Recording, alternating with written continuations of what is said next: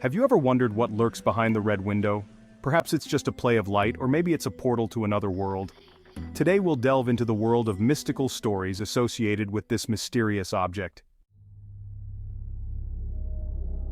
A completely empty room. Not a single piece of furniture.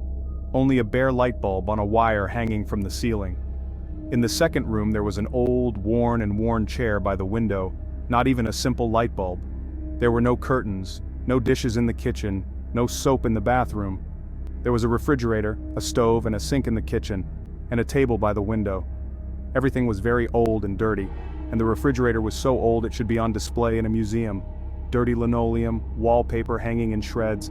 That's what she saw on her first visit to this apartment. Time had stopped. As soon as she stepped over the threshold of this apartment, the door slammed shut, and it felt like a trap had slammed shut. The trap had indeed slammed shut. Zhenya, 35 years old, had rented an apartment in an old residential neighborhood on the outskirts of the city. She used to live in a large 4-room apartment with her parents and older sister. Years passed, her parents left one by one, they were left alone. Galia, Eugenia's sister, offered to sell the apartment and buy 2 2-room apartments to finally move apart. Zhenya agreed. The sale of the apartment was delayed. Galia had time to get married and give birth to twins. The apartment became a dormitory with all the consequences. Zhenya looked at her sister and her family and marveled at where her calculating and clever sister disappeared when she married Tolik. Yes, Galina's age was already approaching 40, so she married the one who basically called for marriage.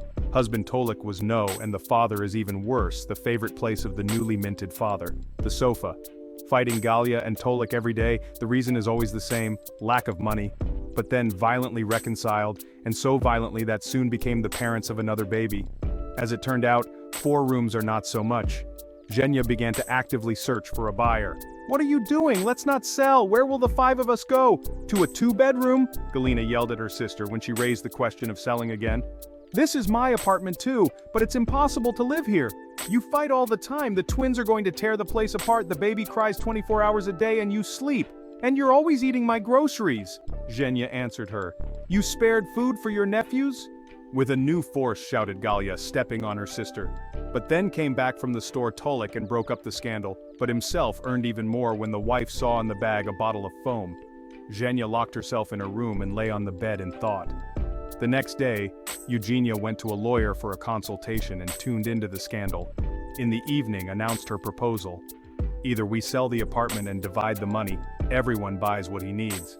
Or you pay the cost of half of the apartment and stay here," began Zhenya. "Or," frowned her sister, "go on, or I'll sell to other people. Then you'll have a dormitory for sure," finished Zhenya. "You wouldn't dare," shouted Galia. "Yes, I dare," calmly replied the woman. Yes, there had never been much warmth between them, and now it was even worse. "You have a week to make a decision and find the money." Zhenya could not live in this bedlam for a day, so she found a small cozy apartment in the old part of the city. The salary allowed Zhenya to rent an apartment and in a prestigious house, but she collected money, realizing that even if her sister gave the money, repairs would be needed. The first week in the rented apartment went perfectly. Zhenya finally slept well. She felt almost happy for the first time.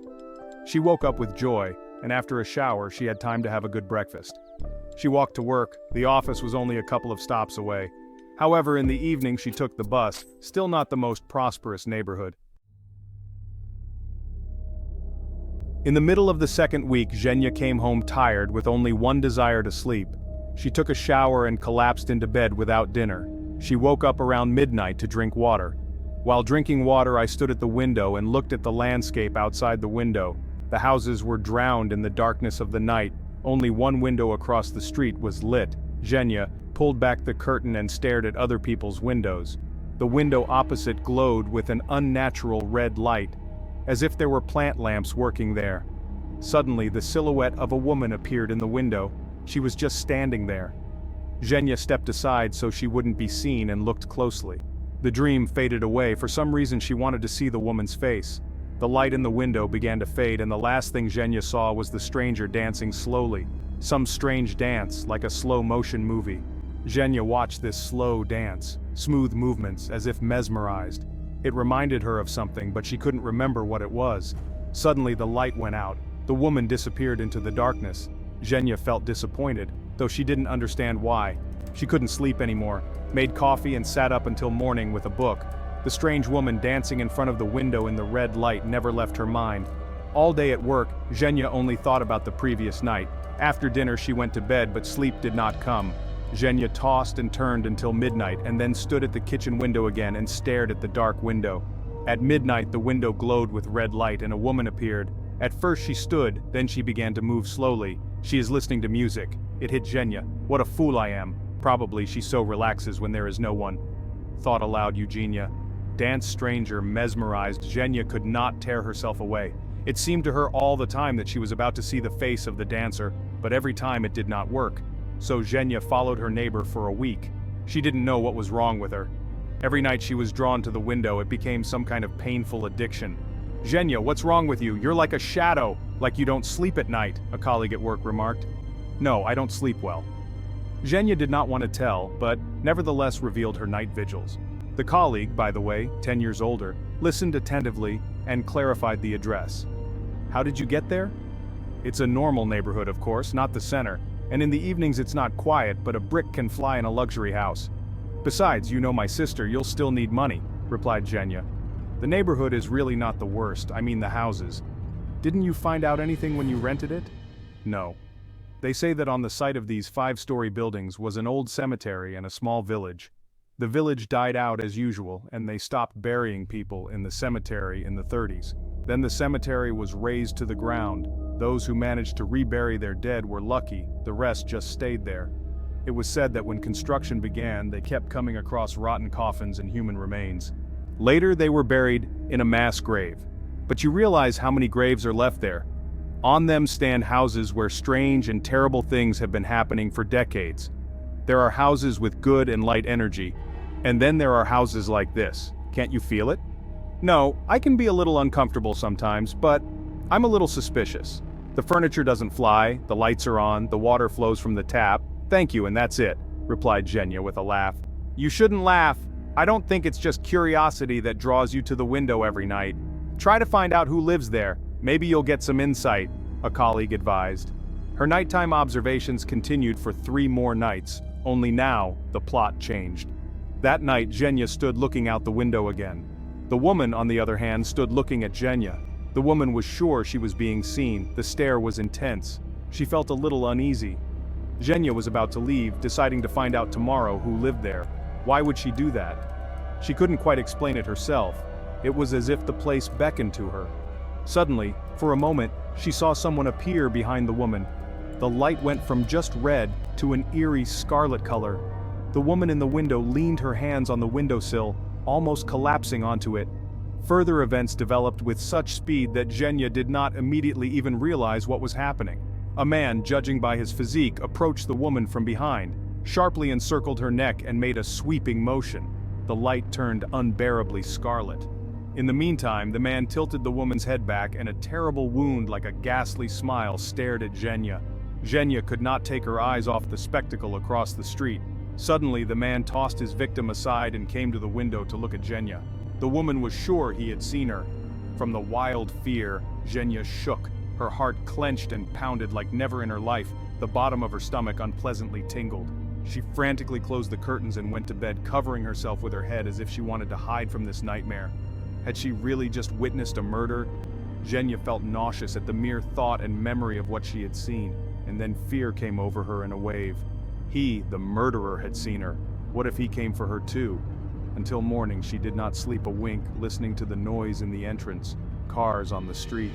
In the morning the mirror reflected the aunt with mad, frightened eyes. Having somehow cleaned herself up, Zhenya called at work and for the first time in her life, lied that she was sick. The woman was a responsible employee. She was easily met and advised to drink more tea with honey. She did not even pretend to be sick. She was really sick, both mentally and physically. Having dozed off for a while, Zhenya woke up screaming. She dreamed a picture of a murder, only much more detailed. And there was someone else in the background. Come evening, she dreaded and waited with dread. Zhenya was determined not to go into the kitchen until morning. In the morning, she barely waited until 9 in the morning and went to the neighboring house. She found the apartment quickly, but no one answered her knock. But the neighboring door opened. Why are you banging? There's no one there. Thank God. An elderly woman with gray hair arranged in a strict hairdo stared at Zhenya with curiosity.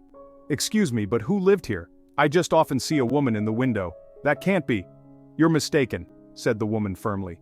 Lydia Semyonovna, I've lived here for many years. I saw the woman and the window was glowing. Red? The old woman suddenly turned pale as if her life had been drained out of her. Come into the apartment. No one's lived in this apartment since 1981.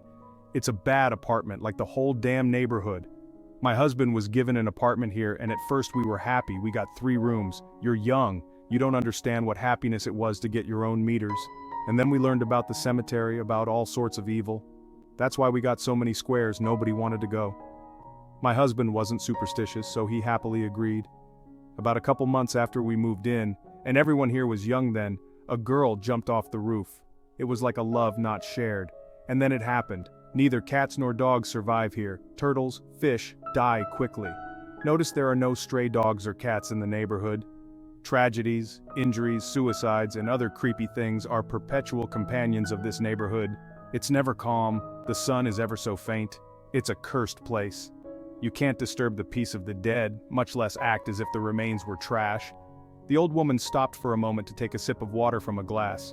What about the apartment, or rather with its tenants? Asked Zhenya. That year I was on my second maternity leave, at home almost all day. A family with 2 small children moved into the apartment. Rosa and her daughters, Lilia and Sveta. With the girl's father she divorced or just separated. I don't remember exactly. When I talked to Rosa, she complained to me that the girls were sleeping very badly, having nightmares. Then she started having bad dreams herself. In a few months, Rosa had turned into an angry hysteric, and the girls shuddered at every sound.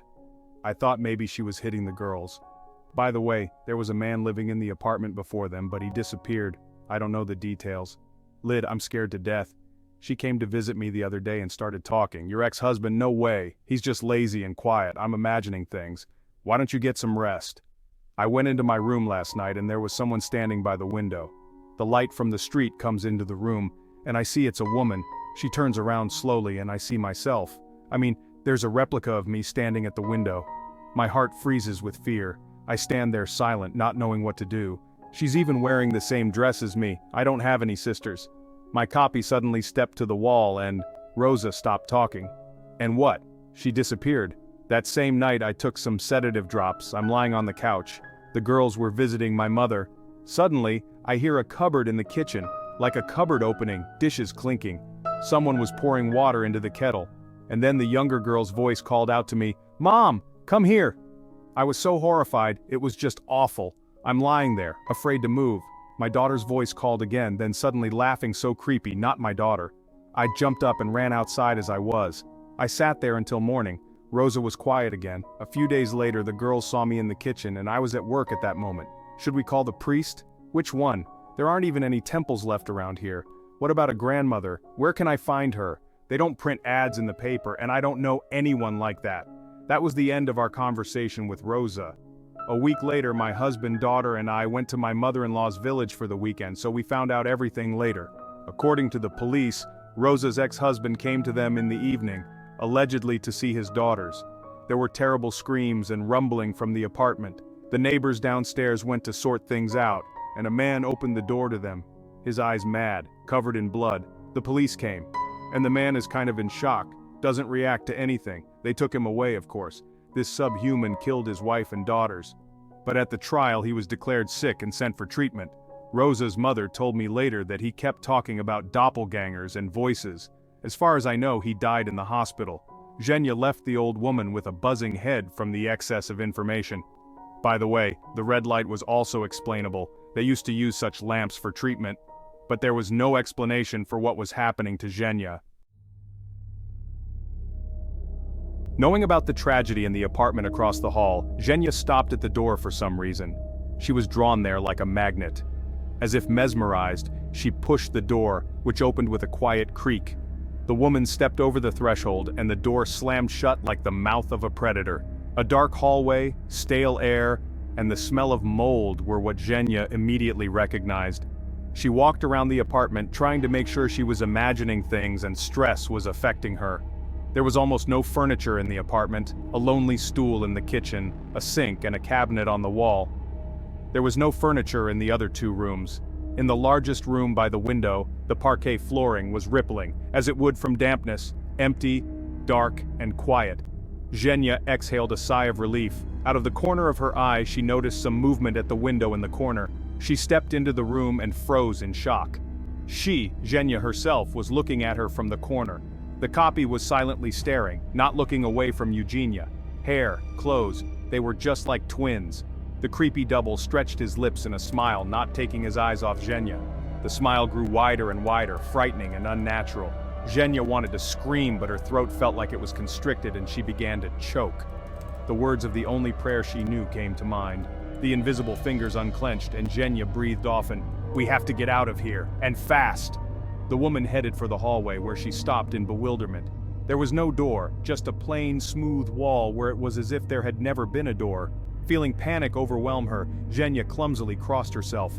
A chuckle sounded behind her. Zhenya thrashed around the apartment, increasingly panicked. She found no doors or windows, some rooms drowning in darkness.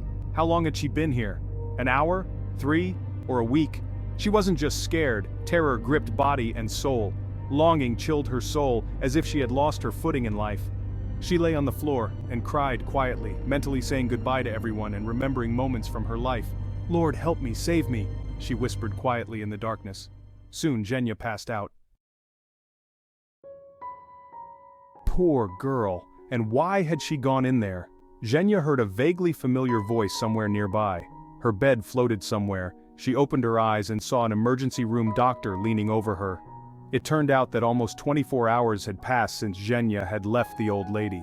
Lydia Semyonovna was going to the store early in the morning and saw the door of the apartment ajar and someone on the floor. She recognized Zhenya and hurried to her and called an ambulance. After she was discharged, Zhenya lived on a rented apartment for some time, having previously hung thick blinds and protected the apartment. Until she left, she slept badly, listening to all sounds. Eugenia enjoyed scrubbing the floors of her new apartment. Sis somewhere found money and paid for her share, plus savings, and got a nice apartment in a new house. After the deal, the sisters stopped communicating altogether. Zhenya remembers that apartment with horror. Yes, there are places where dark energy is concentrated and transformed. A ruined pogost has a very heavy dark energy. The apartment is still uninhabited, although according to the documents it belongs to someone. But since there are no debts, it is not interesting to anyone. Sometimes being in that neighborhood, Zhenya passed a couple of times in the afternoon, and it seemed to her that she was being closely watched from the window of the cursed apartment. Maybe that was the case.